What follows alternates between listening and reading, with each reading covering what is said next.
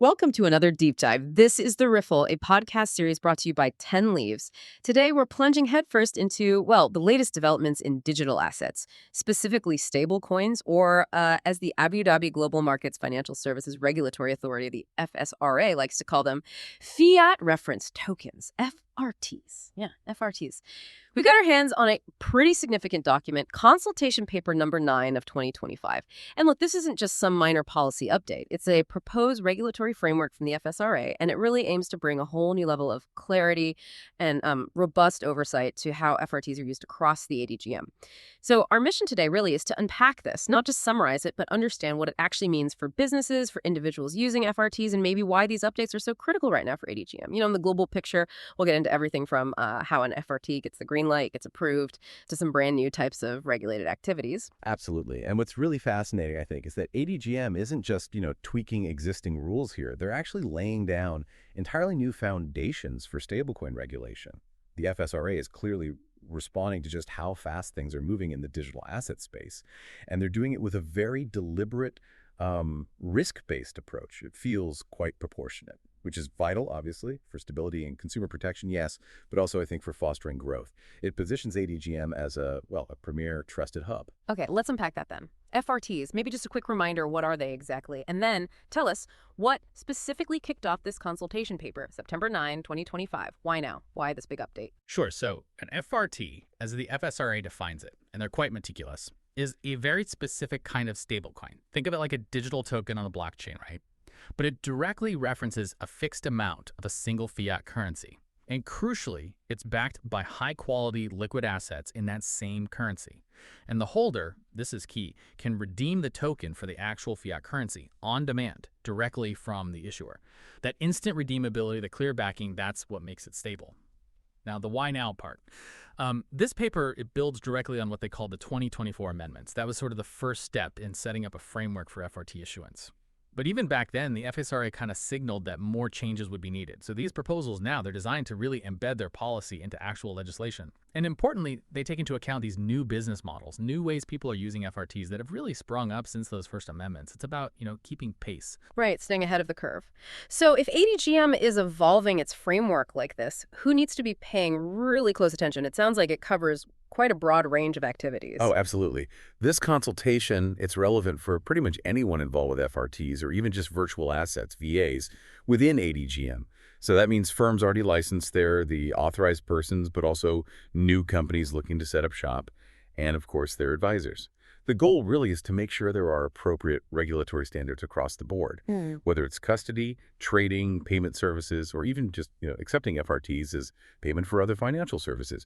It's about creating a clearer, more predictable, and ultimately a more trusted environment for stablecoins. Oh, okay, this is where I think it gets really interesting. Unlike with virtual assets, where ADGM sort of moved to a self-assessment model for acceptance, right? Here with FRTs, they're sticking to an FSRA-led approach for what they call accepted FRTs.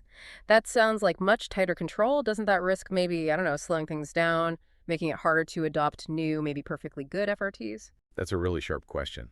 And it does highlight the FSRA strategy here. Look, a self-assessment model is faster, sure. But FRTs are meant to be this stable medium of exchange. Their whole stability thing hinges on very specific, verifiable stuff, like that direct redeemability we mentioned, the solid reserve backing. So the FSRA clearly believes that an active, hands-on approval process is just necessary because of those specific risks. And frankly, they probably expect a relatively low number of truly high-quality FRTs that meet their standards. And it's also critical for building confidence, especially if these things are going to be used reliably for payments. It's about trust. And it signals, I think, ADGM's ambition to be a premium, highly regulated hub for stablecoins. It kind of sets them apart from places maybe taking a lighter touch. Quality over quantity seems to be the message. Okay, quality over quantity. So what are the actual hoops they have to jump through? What are the criteria to get this accepted status? Are all FRTs basically the same in the FSRA's eyes? No, not at all. There are clear lines drawn. First, domestic FRTs. So tokens issued right there in ADGM, like the Paxos Lift Dollar USDL, which is actually the only one so far, those are automatically accepted. Yep, makes sense, right? They're already under FSRA supervision. But for foreign FRTs, yeah, it's a much tougher assessment. First off, they have to meet the exact definition of an FRT laid out in the FSMR, the regulations. That means fixed to a single fiat, redeemable on demand, and this is important, not backed by a basket of currencies, and no funny business with redemption rights. If they don't tick those basic boxes, they're out. Beyond that base level, they look very hard at AML and tracing standards. This means the issuer has to show they can actually monitor transactions, even freeze assets, or block transfers right at the smart contract level. And firms using these FRTs, they need to be able to trace transactions using blockchain analytics tools. And they even say acceptance might be limited to specific blockchains based on traceability. That's a powerful lever, showing how seriously they take AML. Wow, yeah, that's quite specific. It is. They also dig into the adequacy of the issuer's reserves, obviously, and the issuer's home jurisdiction. Is the regulator there up to scratch? How does that relationship work with the FSRA? Interestingly, they say significant market adoption elsewhere isn't strictly required, but if you're asking for acceptance, you do need to show there's some anticipated commercial utility within ADGM. So what stands out to you then about this proposed accepted FRT list? They mention, including some familiar names, USDC, USDP, USDT, alongside CBUAE-approved Dirham stablecoins. Does just being on the list mean firms can use them freely? Well, including those names shows pragmatism, I think. They're leveraging existing widely used coins. It shows they're willing to integrate, not just build from scratch. But being on the list is not a blank check. It doesn't mean universal approval for every firm or every single use case. Firms still have their own broader conduct of business rules to follow, Chapter 17 COBS requirements, making sure they treat clients fairly, manage risks properly, the drill. Right, the firm-level stuff. Exactly. And the acceptance is specifically for use within the ADGM ecosystem. Plus, if an FRT later falls out of line with the criteria, the FSRA can tell firms to stop using it, or even just pull it from the list. It's not a one-time thing. It's ongoing. Okay, so that makes sense. We know which FRTs might get in and why. So the next big question is how they can be used. And it sounds like the FSRA is really widening the scope here, letting FRTs play in more traditional financial sandboxes. What are the big expansions we need to grasp? Yeah, this is a major shift from the 2024 amendments, which were much more restrictive on where FRTs could be used. Now, they're proposing 3 key areas. First, providing custody of FRTs. This is now formally being included as a regulated activity. It aligns with global best practice, really. So if you're holding FRTs as part of the investment business for clients, you'll need that specific custody authorization.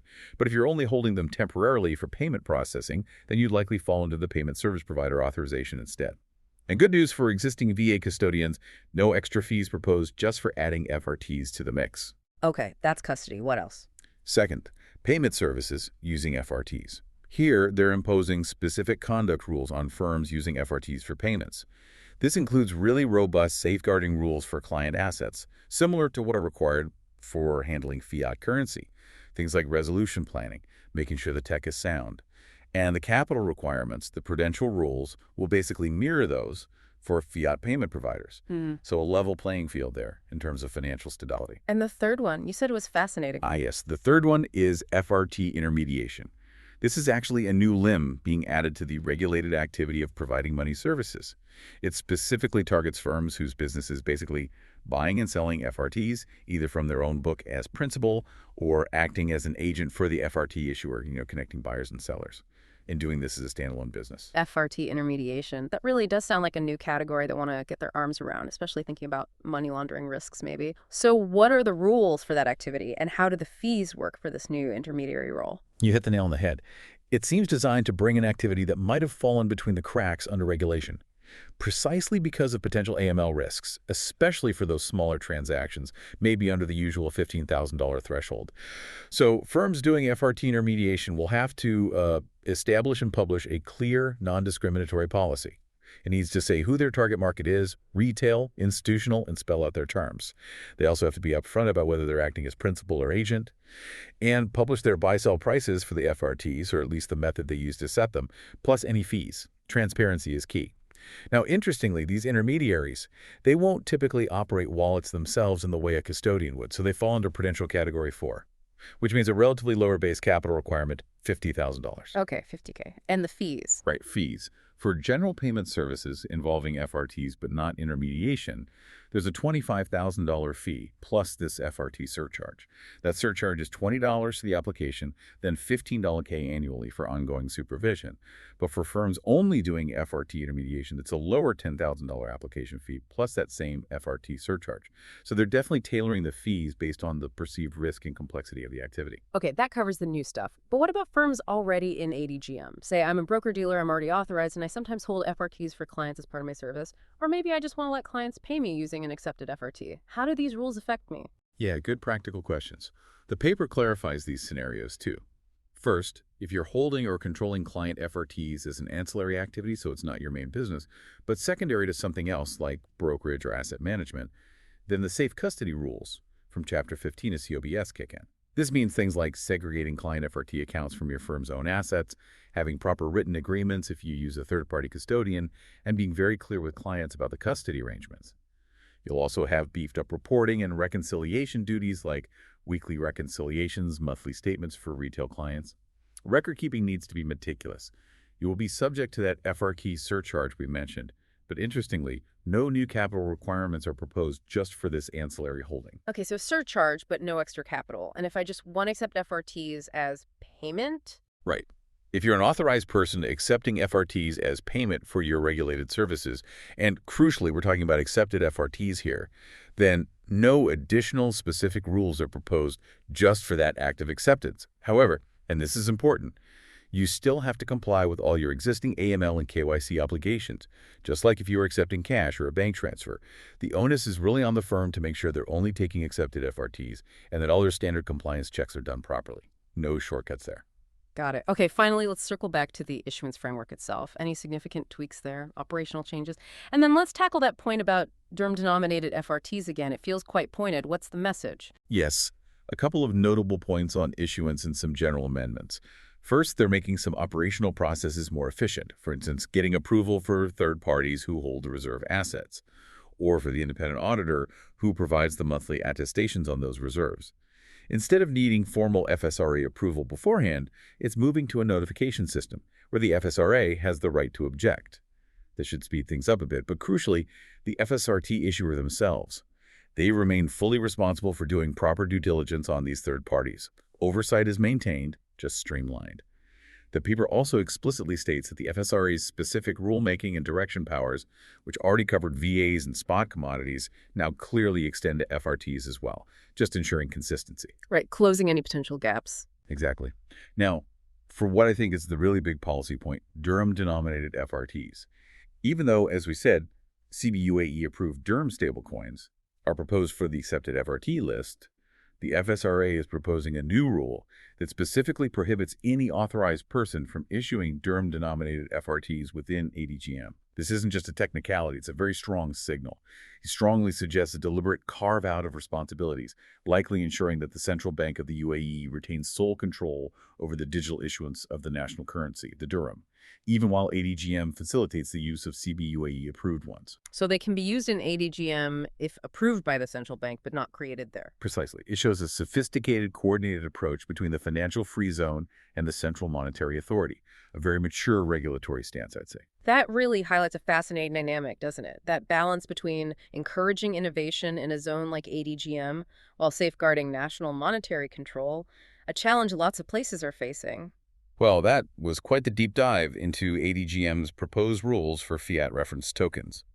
It's certainly clear the FSRA is putting a lot of thought into building a comprehensive, risk-aware environment for digital assets, responding to innovation, but keeping stability and protection front and center. Absolutely. From that rigorous acceptance process, which really signals ADGM's focus on quality, through to broadening the scope for regulated activities like custody and introducing FRT intermediation, these proposals really aim to embed FRTs properly into a robust, trustworthy financial ecosystem within ADGM. And that distinction between issuing and accepting Dirham FRTs, that's a particularly telling detail about the overall strategy. It definitely shows a very deliberate, step-by-step approach to what is, let's face it, a complex and fast-moving area. It says a lot about ADGM's long-term goals. So what does this all mean for you listening? Well, as digital assets keep evolving and reshaping finance, understanding these kinds of regulatory frameworks is just becoming essential. Whether you're an investor, running a business in the space, or just trying to keep up, it's really about building trust, isn't it? Making sure innovation happens responsibly, with sensible guardrails to protect the market and everyone involved. Thank you for joining us on this deep dive. We hope it's given you a clearer picture of ADGM's thinking on fiat-referenced tokens and maybe sparked a few thoughts or questions of your own. For us, well, it leaves us wondering. As FRTs become more embedded and this framework takes shape, what comes next? What new services or maybe even unforeseen challenges will ADGM have to tackle down the road? And maybe how will this detailed approach influence other regulators around the world who are also trying to figure out stablecoins? Could ADGM become a benchmark? Lots to think about. You've been listening to The Riffle, a podcast series brought to you by 10 Leaves. Until next time, keep digging for those nuggets of knowledge.